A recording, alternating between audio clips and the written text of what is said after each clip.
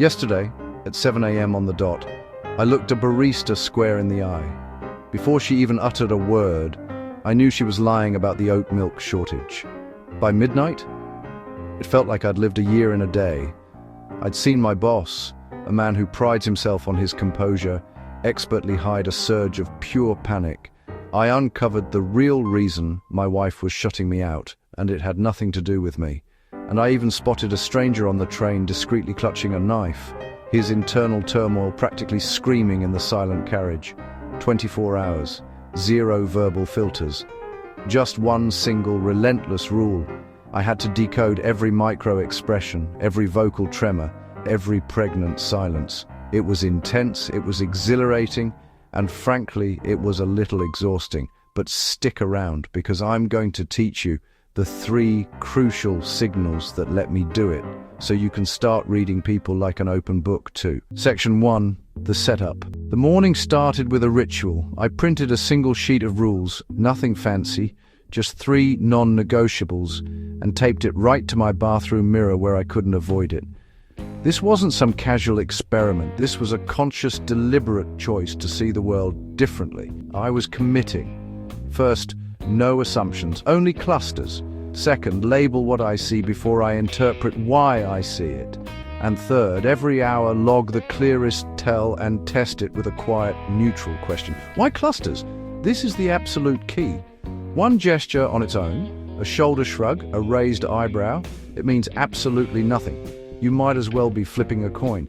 But 3 signals at once that all point in the same direction, that's a sentence, that's a story. Think about it. UCLA professor Albert Mehrabian's famous 1967 study, a classic, still holds its weight. It showed that when someone's words and their body language are in conflict, when they're communicating feelings or attitudes, the body wins a staggering 55% of the time. We are hardwired to trust what we see more than what we hear. So, I wasn't looking for isolated twitches, I was hunting for patterns, for groups of signals that screamed a consistent underlying message. This approach helps you bypass your own pesky biases and keeps your observations objective. I grabbed my trusty notebook, made sure my phone was fully charged for quick audio notes, took a deep breath, and walked out the door, ready to dive headfirst into the messy, beautiful human experience. Section 2, Hour 1 to 4, Strangers. My first stop, the bustling, noisy coffee shop queue. The barista, a young woman with kind but exhausted eyes, flashed what I immediately clocked as a Duchenne fail. A Duchenne smile is a real one. It's named after the physician who studied it and involves the muscles around both the mouth and the eyes. Her smile, it was one-sided, only the right cheek lifting, the kind that doesn't quite reach the eyes. The little crinkles at the corners of the eyes that signal genuine happiness were totally absent. Red flag. That's a classic indicator of a social, polite smile, not real enjoyment. My gut told me something was off. I leaned in, keeping my voice neutral and friendly, and asked, "Any chance there's oat milk back there today?" Her chin pulled in ever so slightly, a miniature, almost imperceptible gesture that often signals disagreement or pulling back. It was a tiny nod of no that contradicted her words. Then she said, "Sorry, we're completely out." The cluster was undeniable. A fake smile, plus a chin tuck, plus a subtle shoulder shrug. The shrug was the final piece, a tiny, almost unconscious admission that her words weren't the whole truth. It was like her body was saying, "I have to say this, but I don't fully believe it." I ordered black coffee, the bitter proof of my deduction, and jotted down in my notebook. Shrug contradicts words, inventory, hidden. I circled it, a small, satisfying victory, and headed for the subway, already feeling like a detective on a case. On the platform, a man was practically vibrating with energy, rocking forward on the balls of his feet while talking loudly into his phone about his new Rolex. Oh, the classic dominance display.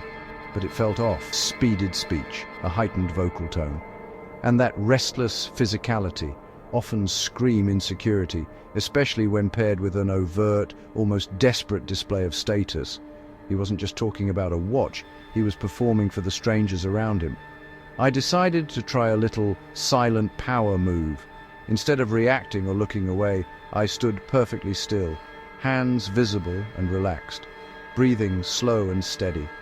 It's a subtle way of claiming your space without aggression, a quiet assertion of presence. His eyes flicked to me, a quick, almost involuntary glance, then away again.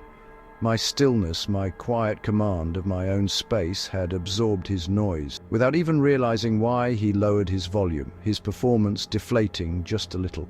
It was fascinating to watch the shift in real time. Section 3, our 5 to 8. Co-work. Stepping into the familiar hum of the open-plan office, I made a conscious effort to keep my posture open, feet flat on the floor, claiming my space non-verbally. It's a quiet way of broadcasting. I'm here, I'm confident, and I'm present. Across the desk, my colleague Maya was tapping her pen. Not just tapping, but with a precise, almost rhythmic cadence, exactly 3 times each minute. That's a classic stress cadence, a subtle, contained release of nervous energy. When our manager walked by and praised her latest report, the tapping stopped instantly. And then I saw it. The inner corners of her eyebrows rose just 0.5 millimeter. A micro-expression. These tiny, fleeting movements can last less than 1/4 second. Blink and you miss them. That specific movement is a hallmark of genuine relief. I waited a beat, leaned over and whispered, "You totally nailed it," and watched her shoulders visibly drop. A full-body exhale. Confirmation received. My read on her relief was spot on. That's the absolute beauty of micro-expressions. They're raw, unfiltered glimpses into someone's true emotional state. Mid-morning, my boss called me into his office. He immediately steepled his fingers, a classic, almost theatrical display of confidence and authority. But while he talked about the new project deadlines, his thumb was subconsciously rubbing the side of his index finger, a self-soothing gesture. This was a cluster I couldn't ignore. The message, the authority display, was a front, a mask of control. The self-soothing was the truth leaking out. He needed me to be calm and receptive, more than he needed to project pure, unshakable power. So what did I do? I mirrored his posture, subtly, but kept my own thumbs perfectly still, signaling my own steady, unruffled confidence. No nervous habits here. The meeting ended with him exhaling first, a small but audible sigh of relief. Silent leverage achieved. It's amazing how much control you can exert in a situation just by understanding these non-verbal cues and adjusting your own. Want to catch your own blind spots? I challenge you. Pause this video right now. Seriously, replay the last important conversation you had in your head. Can you recall one shoulder shrug that just didn't quite match the confident words being spoken? Maybe a fleeting frown when someone insisted they were fine. Comment below with the signal you saw. I'll do my best to reply with what it probably meant. And hey, subscribing to the channel really fuels more of these undercover psychological experiments. Don't miss out on the next one. Section 5, hour 9 to 14, lunch and streets. Lunchtime found me in a long food truck line. At the customer service window, the vendor launched into an overly elaborate explanation about why the prices had suddenly risen. He detailed the global supply chain issue, unforeseen agricultural costs, the international market fluctuations. Over-explaining is such a common deception hotspot. The truth, more often than not, needs fewer words, not more. I scanned for the telltale cluster. I saw a quick, almost imperceptible shoulder shrug on the words supply chain, and then a distinct lip compression right at the end of his lengthy sentence. That lip compression? It's often a sign of holding back, of suppressing information or a true opinion. I paid, said thanks, and logged it. Not my circus, not my monkeys, but another data point collected for the day. Later, walking through a park, I saw a street magician performing for a small crowd. A volunteer was on stage looking increasingly uncomfortable. Her words were polite, but her feet, they were pointed directly toward the exit, away from the magician. Feet don't lie. They're often the most honest part of our body, unconsciously signaling our true desires because we pay the least attention to them. She clearly wanted out, but was stuck there, held by social pressure, by the desire not to appear rude. I made eye contact with her, gave a subtle, encouraging nod, and mouthed, "It's okay." It was a tiny, non-verbal permission slip. She glanced at me, a flicker of understanding in her eyes, then took a step back, gave the magician a quick, apologetic nod, and slipped away into the crowd. The magician shot me a glare. I just offered a casual shrug. One small rescue, 0 words exchanged. The power of silent empathy, right there. Section 6. Hour 15 to 20. My wife. When I got home, the house was quiet. My wife was on the couch, scrolling her phone. The TV was on, but she wasn't watching it. I asked her how her day was. Fine, she said, her eyes not leaving the screen. But it wasn't fine. Her voice was flat, a monotone, and her shoulders were hunched forward, defensive. She was holding a throw pillow tight against her chest, classic barrier signal, creating a physical and emotional shield. Cluster identified. Verbal, non-verbal mismatch, protective hunch plus physical barrier. The old me would have pushed, peppering her with, "What's wrong?" until it inevitably started an argument. Instead, I just sat down in the chair opposite her, stayed quiet and gave her space. Silence is a vacuum. People feel a deep-seated, often unconscious need to fill it. After about a minute that felt like an hour, she put her phone down and let out a long sigh. The pillow loosened in her arms. "I had a fight with my sister," she said quietly. "A really bad one. The problem wasn't me at all. It was a burden she was trying to carry alone." I just nodded. "I'm sorry, that's really rough." Because I'd given her the space to speak, she felt heard, not interrogated. We talked it through, and the tension that had filled the room for the past hour finally vanished. I reconnected with her. That was the real win of the day. Section 7. Hour 21. The rhythmic clatter of the wheels, the only sound. Across the aisle, a teen sat hunched, hoodie pulled low, repeatedly clicking a retractable blade inside his sleeve.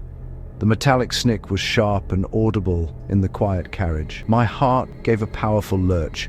This was different. This was high stakes. But as I watched, forcing myself to observe, I noticed his eyebrows were pinched inward and pulled up. A classic sign of distress, not menace. His jaw muscles twitched and tightened. This wasn't aggressive posturing. It felt like internal turmoil. Then I saw a one-sided lip curl, a sneer. That's the universal sign for contempt. But given the other signals, it felt directed inward at himself. I decided to project calm. I angled my torso 45 degrees, a non-confrontational, non-submissive stance. Not challenging, not shrinking, just present. Then, in a soft, even voice, I simply asked, "Long day?"